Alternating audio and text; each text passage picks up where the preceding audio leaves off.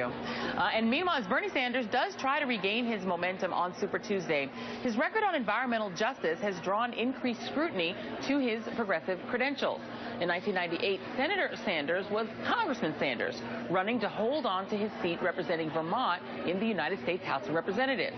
Now, that year, he co-sponsored a bill that would have allowed Vermont and Maine to dump their low-level nuclear waste at a site in Sierra Blanca, Texas. The community there, comprised predominantly of impoverished Mexican immigrants, had little political power to fight back.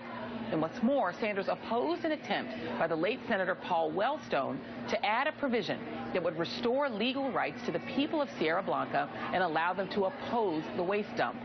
And joining me now from Austin, Texas, is Forrest Wilder, editor-in-chief of the Texas Observer. And Forrest, take us back to that story, because you did have this tiny little town in West Texas with not a lot of political power. What was the reaction there? What was the reaction in Texas to this decision by the U.S. House of Representatives and northeastern states to dump waste there?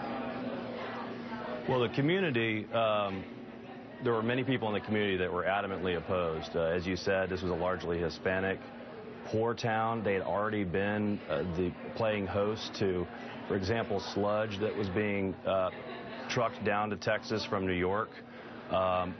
This community is close to the border. It's about 15 miles from the Rio Grande.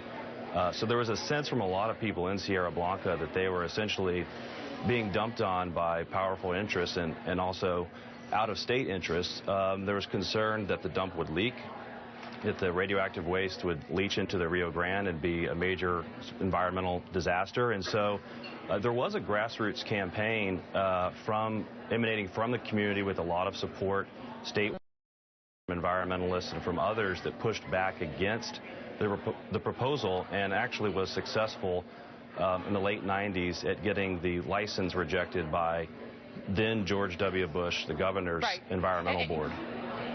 Exactly, and you did mention it because it's an interesting confluence. Bill Clinton was president at the time. George W. Bush was the governor of Texas. The community actually ended up defeating the proposal. And very briefly, what has now happened? Is Sierra Blanca the recipient of nuclear and other waste at this time, today? No. It took a weird turn. And actually, today, now there's a for-profit radioactive waste dump in a different part of West Texas that was started and owned by the late Harold Simmons, the Dallas billionaire who funded the Swift Boat ads and was a major Republican funder in Texas for years, for Rick Perry and for others. And so it kind of mutated into a strange new form.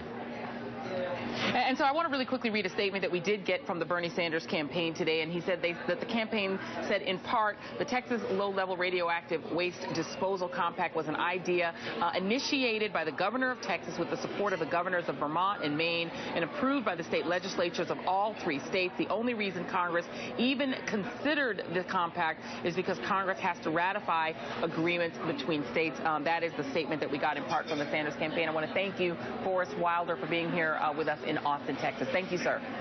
Thank you.